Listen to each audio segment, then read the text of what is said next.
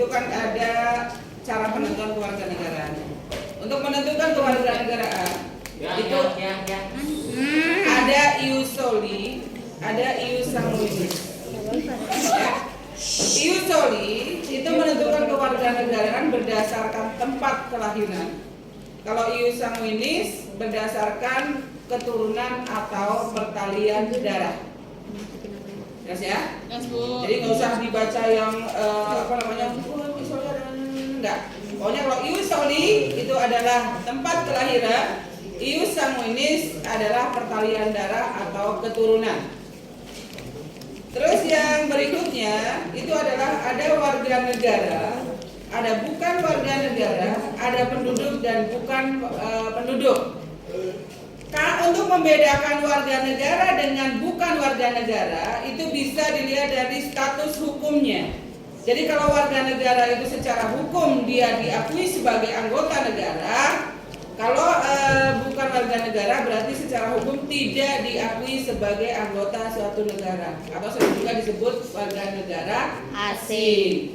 Terus kalau penduduk itu adalah dilihat dari domisilinya atau tempat tinggalnya. Kalau yang menetap itu berarti penduduk, kalau yang sementara waktu berarti bukan penduduk. Tapi sekarang di sini masalahnya di dalam negara kita itu ada orang yang disebut sebagai warga negara tetapi bukan penduduk. Ada yang diakui sebagai penduduk Indonesia tetapi bukan warga negara Indonesia. Mereka itu siapa? Mereka itu adalah tenaga kerja asing yang bekerja di Indonesia, pelajar asing yang ada di Indonesia. Mereka itu adalah penduduk Indonesia tetapi bukan warga negara Indonesia.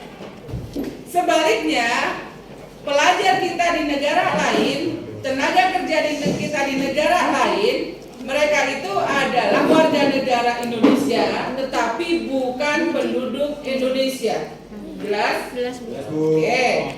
Nanti kalian lihat di rumah ya atau di Undang-Undang Dasar, lihat bunyi pasal 28E ayat 1. Pasal 28E ayat 1. Terus untuk laut itu kalau teritorial itu antara 12 sampai 24 diukurnya dari garis pantai.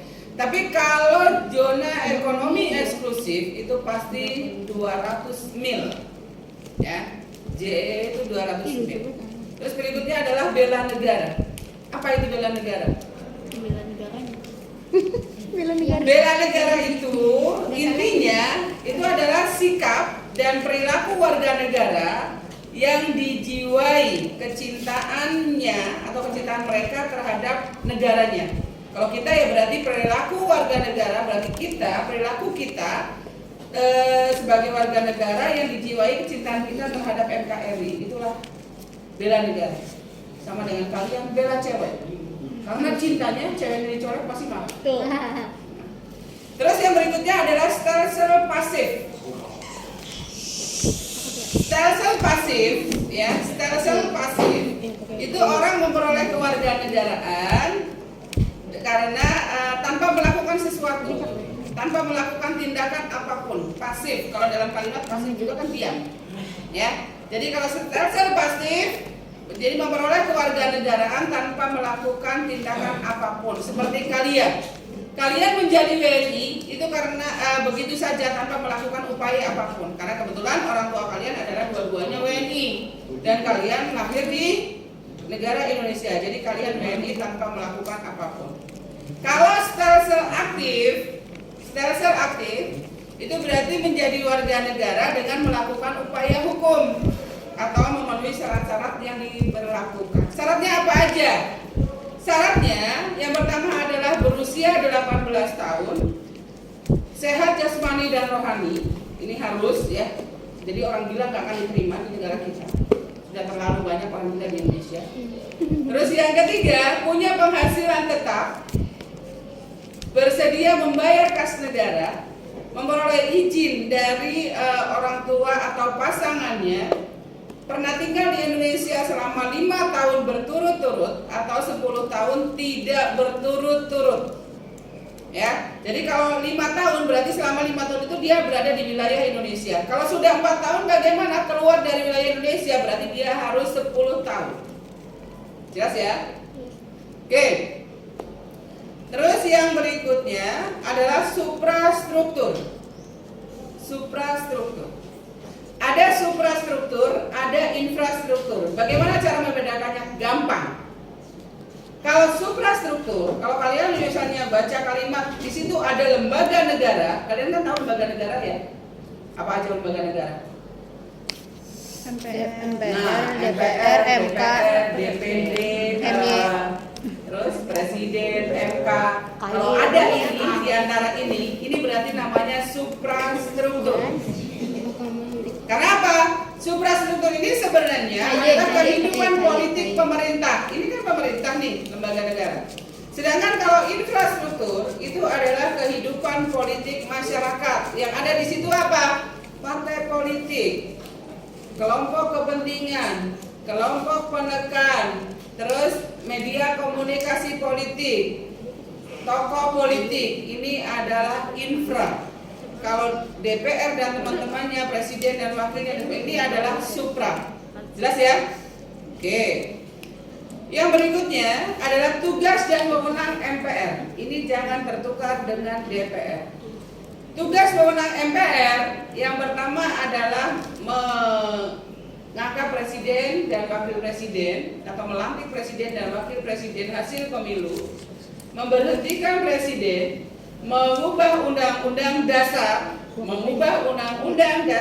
ya, ditekankan, terus menetapkan undang-undang dasar. Jangan tertukar, karena kalau mengubah undang-undang, menetapkan undang-undang, ini adalah tugas DPR. Ya, kalau MPR harus ada undang-undang dasar, ada D-nya. Jelas ya? Oke. Nanti kalian lihat di dalam pasal 6 ayat 1 Undang-Undang nomor 17 tahun 2003. Kalian dicari Undang-Undang nomor 17 tahun 2003 pasal 6 ayat 1 itu tentang apa? Terus wilayah ekstrateritorial. Wilayah ekstrateritorial itu adalah wilayah yang menurut hukum internasional itu diakui sebagai wilayah suatu negara meskipun wilayah tersebut ada di luar negara yang bersangkutan atau bahkan ada di negara lain. Jadi maksudnya gini, Indonesia punya wilayah ekstrateritorial, tapi wilayah itu ada di luar wilayah negara Indonesia, bahkan ada di negara lain, tapi masih diakui sebagai wilayah Indonesia.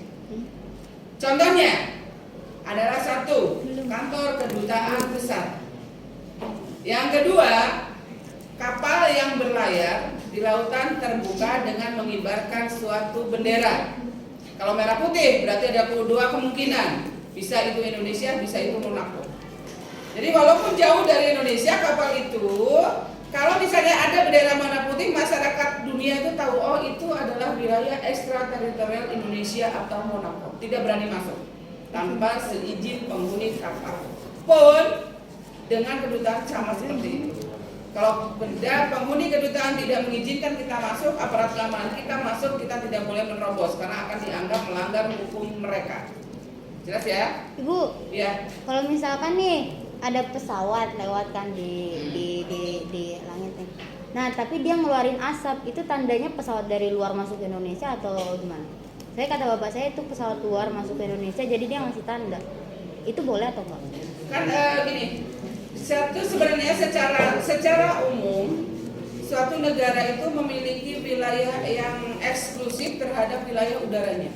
Setinggi apa wilayah udara suatu negara itu beda-beda untuk menentukannya.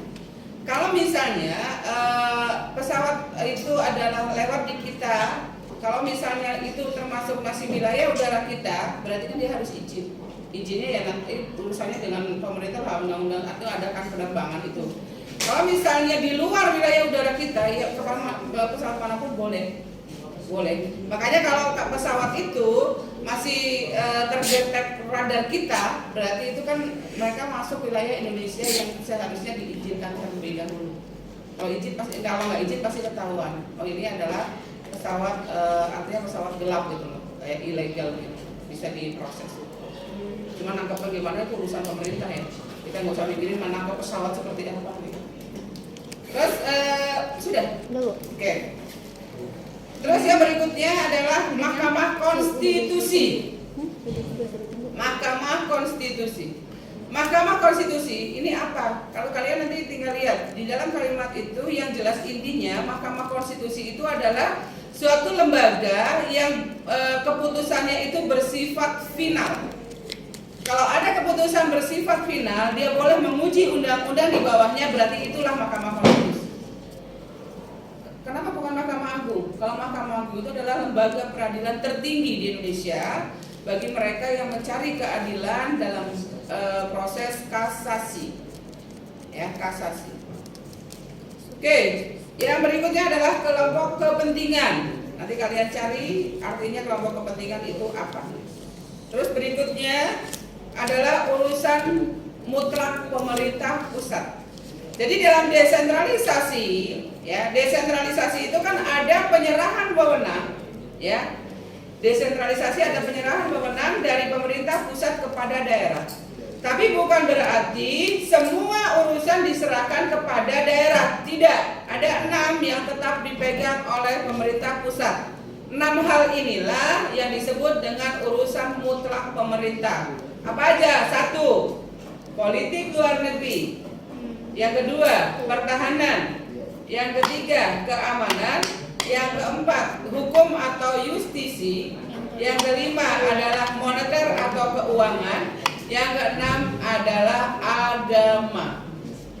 Ingat ya. Ini adalah urusan mutlak pemerintah pusat. Terus nanti dilihat pasal 18B. Ya, pasal 18B. Oke. Terus faktor yang mempengaruhi dilaksanakannya otonomi daerah. Nanti apa? Mungkin dari pelayanan, dari budaya gitu ya. Kayak misalnya gini. Yogyakarta, kalian tahu Yogyakarta kan ya? Yogyakarta, Aceh, Papua, ini adalah daerah-daerah otonomi khusus. Kenapa diberikan otonomi khusus? Mereka punya kekhasan masing-masing. Kayak Aceh, karena hukum Islamnya yang dijalankan di situ. Di daerah lain kan enggak kan? Kalau Jogja, itu karena kebudayaannya, budayanya. Maka dia lakukan otonomi khusus. Kalau Papua, mungkin Papua di samping budaya, mereka juga punya hal-hal yang bisa potensinya luar biasa yang bisa digali untuk ciri khas mereka itu ya. Tapi pelaksanaan OKDA Papua itu kemarin dianggap gagal karena tidak bisa dilaksanakan sepenuhnya. Terus yang terakhir, fungsi pelayanan ya. Di dalam desentralisasi itu ada fungsi pemerintah pusat, diantaranya adalah fungsi pelayanan. Jadi nanti silakan kalian cari apa itu arti fungsi pelayanan pemerintah pusat. Udah materinya situ aja. Iya Pak, iya. Tinggal disusun aja. Nanti yang apa dilengkapi, yang arti-arti itu silakan bacanya itu aja, nggak usah baca-baca yang lain. Insya Allah kalau kalian memang bisa mencermati itu, pahami itu, bisa mengucapkan 100%. Iya Bu, amin, semoga ya Bu. Ya, mudah-mudahan ini bagus.